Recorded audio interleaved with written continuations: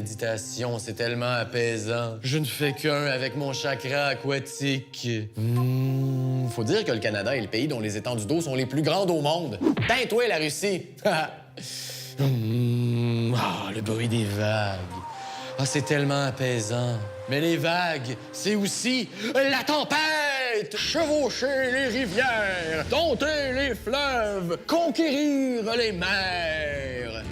Le Canada possède plus de 20 des réserves d'eau douce de la planète. On est riche en eau et en exploits maritimes. Comme ceux d'Alexander Mackenzie, qui, en cherchant un passage vers le Pacifique, a découvert le plus grand fleuve du Canada. Il lui a même donné son nom. En réalité, il n'a rien découvert. Le fleuve s'appelait déjà Decho, en langue athabascane. C'est d'ailleurs des Autochtones, les Dénés, qui ont présenté le fleuve. Ils ont présenté le fleuve Mackenzie à Mackenzie. Et avant lui, les Dénés avaient déjà fait le voyage avec des Canadiens français. Qui est rendu là, en termes d'exploits, entre ça et aller aux glissades d'eau.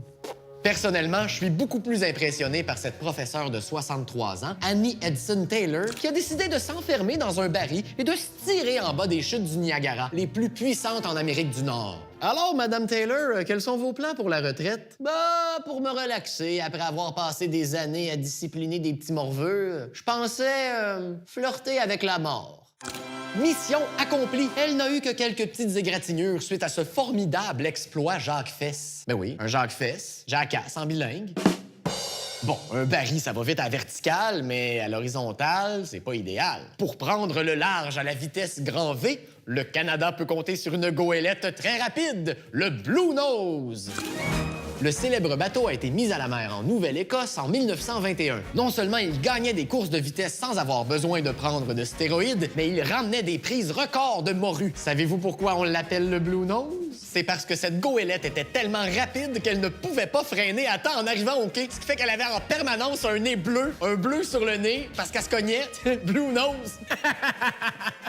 Non, vous l'aimez pas, ma blague? Faudrait que je me revire sur un 10 cents puis que j'en trouve une meilleure. Un 10 cents? Avec le Blue Nose dessus? Oh! On rigole bien, mais à une certaine époque, les côtes de l'Atlantique étaient terrifiantes pour tout marin qui osait s'y aventurer. Laissez-moi vous raconter l'histoire de Mary Lindsay et Eric Cobham, des pirates qui ont établi un règne de terreur au 18e siècle au large de Terre-Neuve. Maria et Eric, c'étaient des alliés, des amoureux. Ils faisaient tout main dans la main, ou plutôt crochet dans crochet. On dit que des deux, c'était Maria Lindsay qui était sans merci. Elle aurait cousu des hommes à des poches de patates avant de les jeter à la mer. Elle se serait servie d'un otage comme cible pour devenir championne du pistolet à piston. Durant 20 ans, les tourtereaux se sont enrichis aux dépens de marins imprudents. Ils ont fait couler beaucoup de bateaux et bien du sang.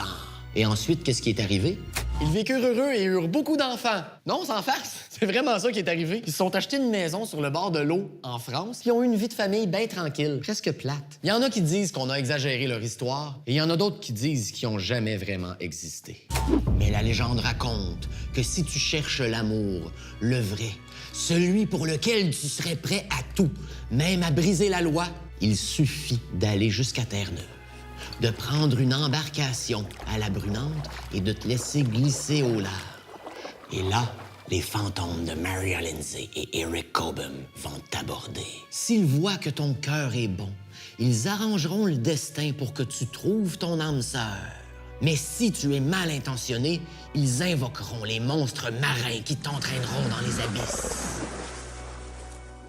J'y suis allé, moi, et je les ai vus, les spectres de nos pirates Cupidon. Ils m'ont dit « Mais Doc, pourquoi cherches-tu l'amour? Ne vois-tu pas que ton cœur est déjà pris pour l'éternité par le Canada? » Et ils m'ont laissé partir, à la condition que je reste bien tranquille ici dans mon bureau, seul, avec mon livre d'histoire, à vous parler de notre beau pays. Bon 150e, moussaillon!